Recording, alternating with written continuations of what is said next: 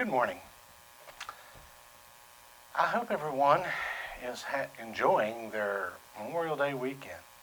Isn't it great to be able to say now that we've officially hit summer, even though our weather hasn't necessarily showed us that concept yet, but I know it's going to happen today. We're supposed to have some warm days coming, so it's here. It's right around it's right around the corner. Pool time will be available, hopefully, as we progress through this new normal that we're going to find out post-pandemic. So we'll see how swimming pools go. We'll see how travel goes. We'll see how all this stuff goes, and we will continue to pray that the Lord guides us through this period of time. That we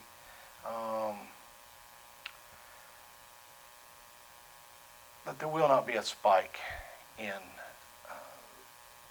reoccurrence, that through whatever means he chooses, that we will be better and be healthier and, more importantly, be safe during this time that we live following the fear of the pandemic.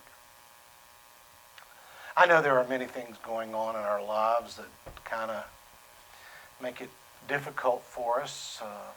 We deal with the fears, the struggles, the animosity,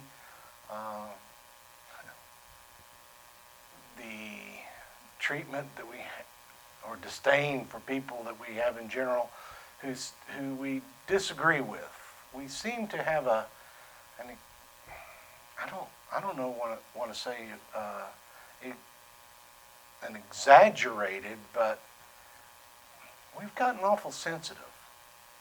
If people don't go along with what we think, we just automatically assume that they're idiots. And we've become very good at name calling. I mean, if you don't agree with me, it means you're stupid, right? And and I hate that we've got to this point. I'm someone who's always been enamored by certain historical things that have happened in our past, and one of them is the Civil War. I always found it very intriguing. I've been to Gettysburg, I've been to Harper's Ferry, I've been to Appomattox, I've been to several different places where those battles were fought, or battles during the Civil War that were fought, and I've read quite a bit about it. As it fascinated me, not into the aspect of the gore, the violence of the war. No, it was the circumstances that would bring about not just a nation, just not individual states, but you could take the Civil War down where it divided families. It divided those who were on different points of the view of various things, primarily slavery. But I know that part not only fascinated me, but scared me. Because I think maybe in some ways we're pretty close to that moment that happened in 1861, where people said, if you can't see things my way, let's go to war with one another. And I'm afraid we might be getting close to that. I know in our words, we're already there. I mean, we will berate or belittle, or for that matter,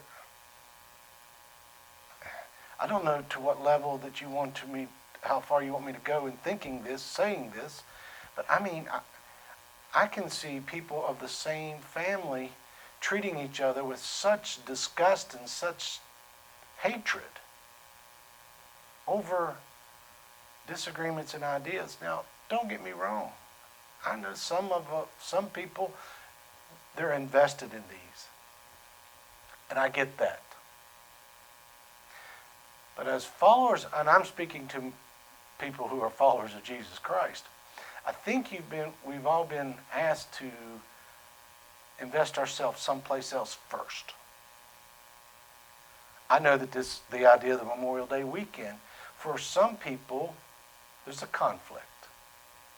Some people think that celebrating it at church, the murder of individuals from another country or whatever, that is just wrong. I get that and I understand that. But at the same time, I also know that some of the things that people have done in our past, in our history, that have done for us, that stood up to tyranny and different times have stood up for the rights of others, well, that should be admired. I mean, no more than anything else. I kind of look at it like this. Memorial Day, I think we walk, or any holiday that has some secular ideas in it, we walk a little bit of a tension with it as followers of Jesus Christ. David Lipscomb was famous to say that anybody who participated in any kind of aggressiveness towards any other peoples was wrong. Well, I don't have the answers to all those questions. I think those are individually answered. But I will say this: anything that I'm offended by someone else, then I've got too much, I have too strong of an opinion about something. I'll give you an example. If someone says something about Memorial Day, and that bothers me, then I've let my opinion of the fact that you can't say anything about Memorial Day take precedence over everyone else.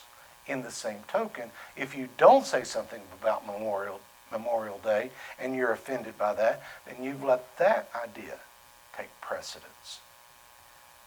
We walk a thin line here in making sure that we're honoring everyone, but at the same time honoring God, which is our main focus.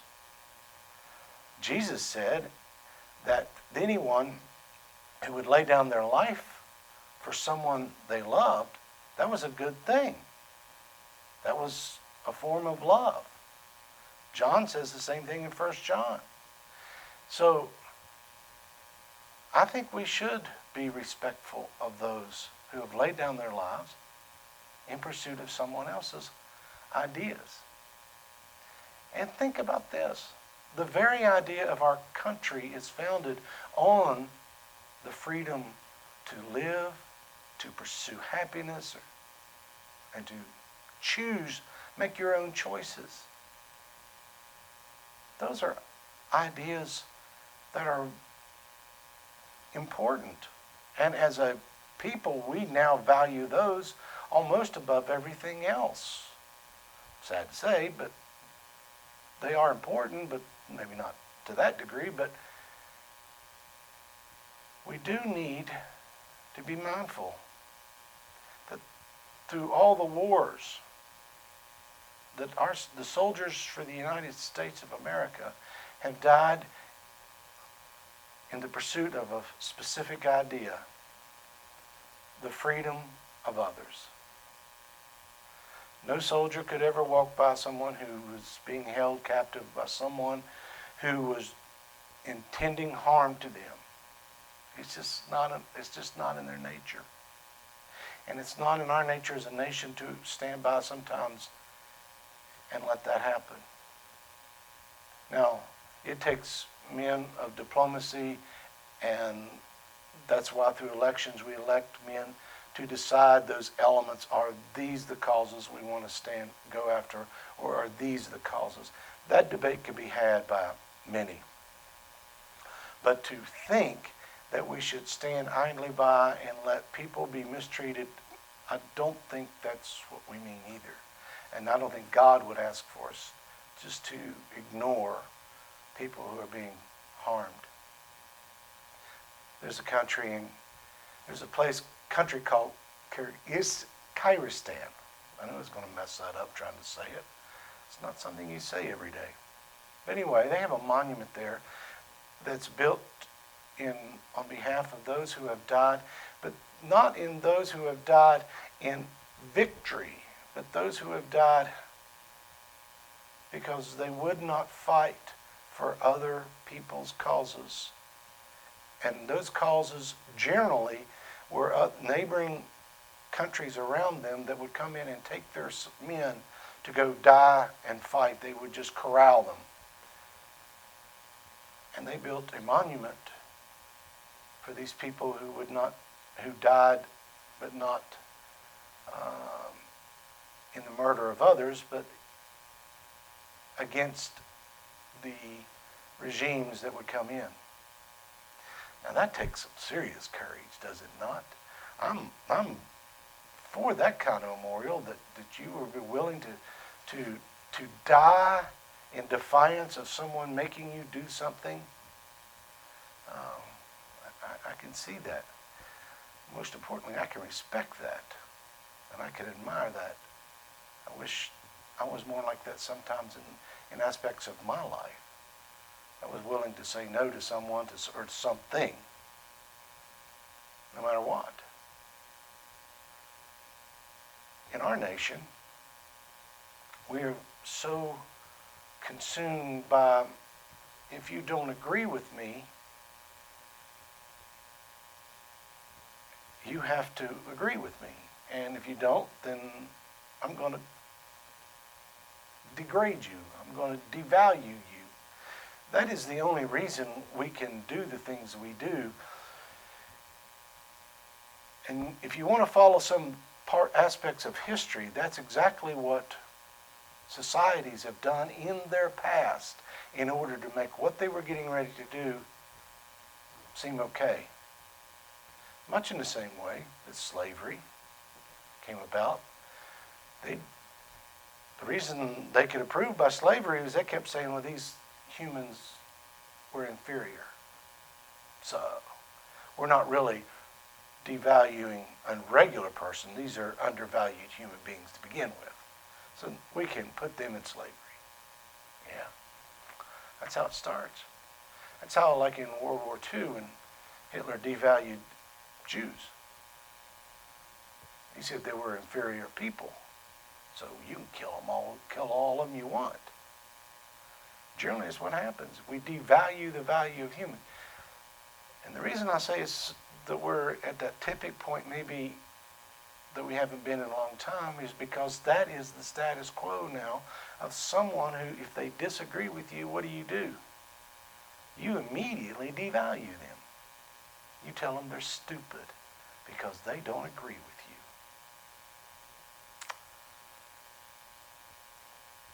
And once you've devalued someone, then you can do anything you want to with them. You can harm them, you can hurt them, you can just walk away from them, completely ignore them. Maybe at some point in time even kill them, because they're not important anyway. That's part of the problem where we are now, and maybe why we need a little reminder of Memorial Day. Remember what these men and women have died for. The freedom to choose, the freedom to follow, and the freedom to live as they choose.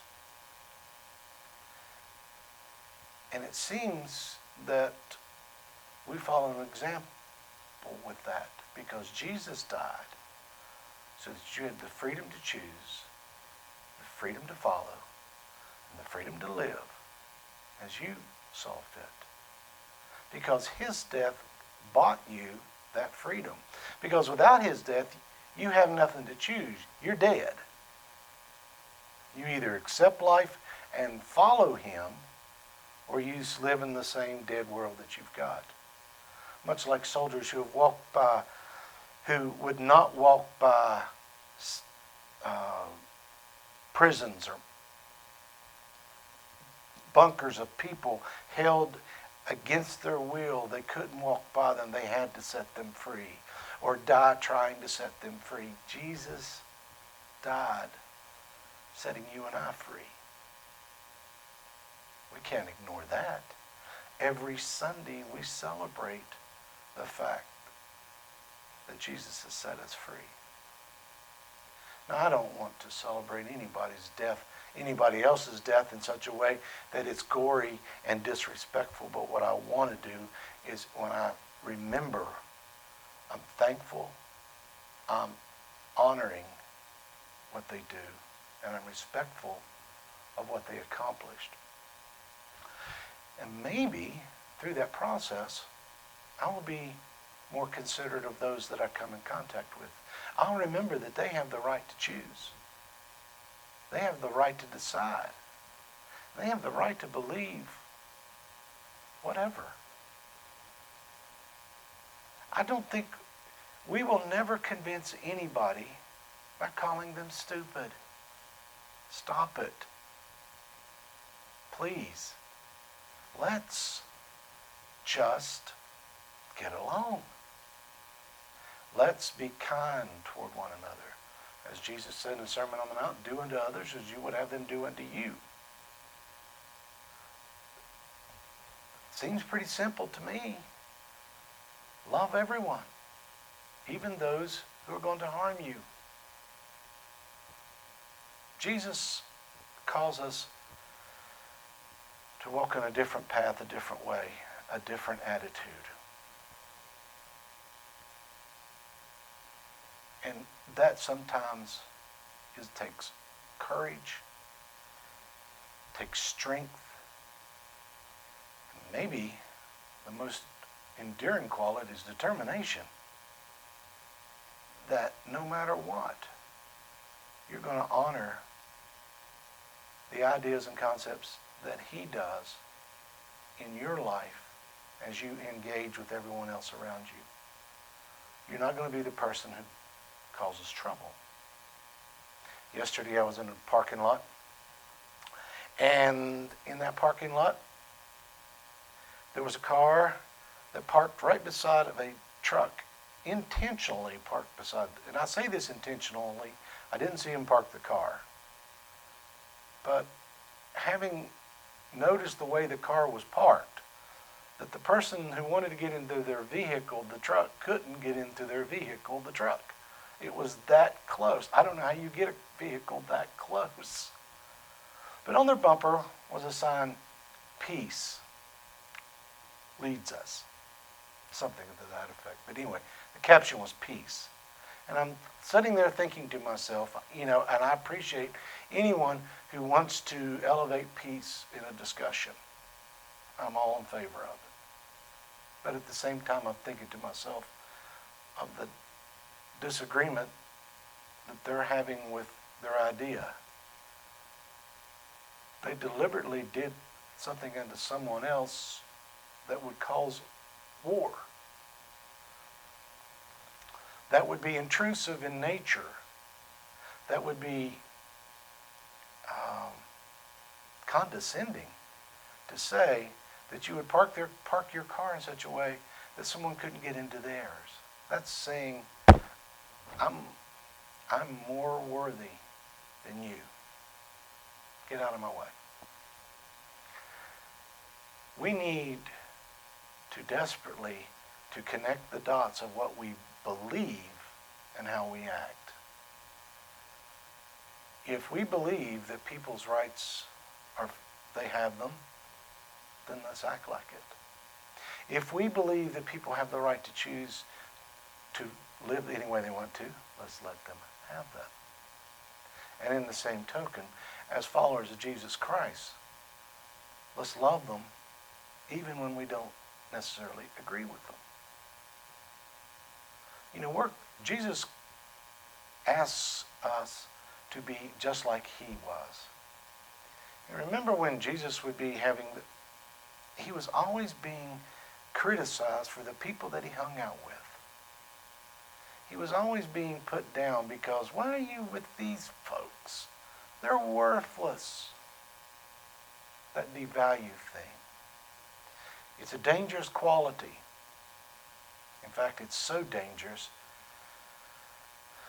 I think it will ruin us if we don't get it under control.